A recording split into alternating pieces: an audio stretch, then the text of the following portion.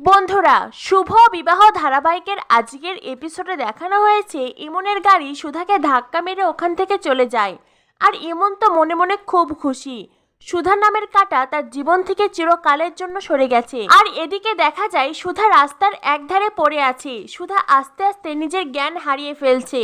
আর অবচেতন মনে বারবার তেজের মুখটাই ভেসে উঠছে সুধার। এদিকে সমুদ্র আর ছোটকা সুধার ঘরে আসে, কিন্তু সুধাকে ঘরে দেখতে না পেয়ে তারা বুঝে যায় তার মানে এই দুর্যোগ উপেক্ষা করেই সুধা তেজের কাছে গেছে। কিন্তু এই দুর্যোগের মধ্যে সুধার যদি কোনো বিপদ হয়, এই বিপদের আশঙ্কা করে তারাও তেজের কাছে যাওয়ার উদ্দেশ্যে বেরিয়ে পড়ে। ছোটকার সমুদ্র কিছুটা যাওয়ার পরেই দেখতে পায় রাস্তার একপাশে সুধা জ্ঞান হারিয়ে পড়ে আছে। সমুদ্র আর ছোটকা সুধার কাছে ছুটে যায়। তারা বারবার সুধাকে তার নাম ধরে ডাকতে থাকে। এরপরে সুধার জ্ঞান ফিরে। সুধা বলে, আমার মনে হচ্ছিল মাথাটা ঘুরে পড়ে গেছি।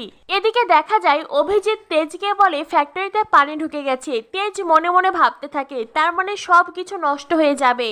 আমি কিছুতেই ঠাম্মিকে দেওয়া কথা রাখতে পারবো না। আমি ঠাম্মিকে কথা দিয়েছিলাম এবছর কোনো বাধা বিঘ্ন ছাড়াই আমি গজাননের পুজো করব, কিন্তু সেটার হলো না। নিশ্চয়ই গজানন কোনো কারণে আমার উপর রেগে আছেন।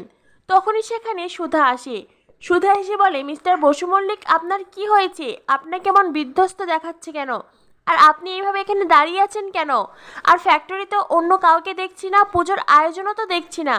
তেজ বলে, সুধা, এই দুর্যোগের মধ্যে আয়োজন কি করে হবে বলুন? আমি পারিনি সুধা, আমি ঠাম্মিকে দেওয়া কথা রাখতে পারিনি। নিশ্চয়ই আমি কোনো পাপ করেছি। আমি ঠাম্মির মনে আঘাত দিয়েছি, তাই গজাননও আমার হাতে পুজো নিতে চাইছেন না। আমি পারলাম না ঠাম্মিকে দেওয়া কথা রাখতে। সুধা বারবার করে তেজকে শান্ত করতে চেষ্টা করে, কিন্তু তেজ পুজো আর ঠাম্মিকে নিয়েই ব্যস্ত। তখনই ছোটকা সে তেজকে বলে, তেজ, তুই শুধু নিজের কথাই ভাবছিস। একবার মেয়েটার দিকে তুই তাকিয়ে দেখেছিস?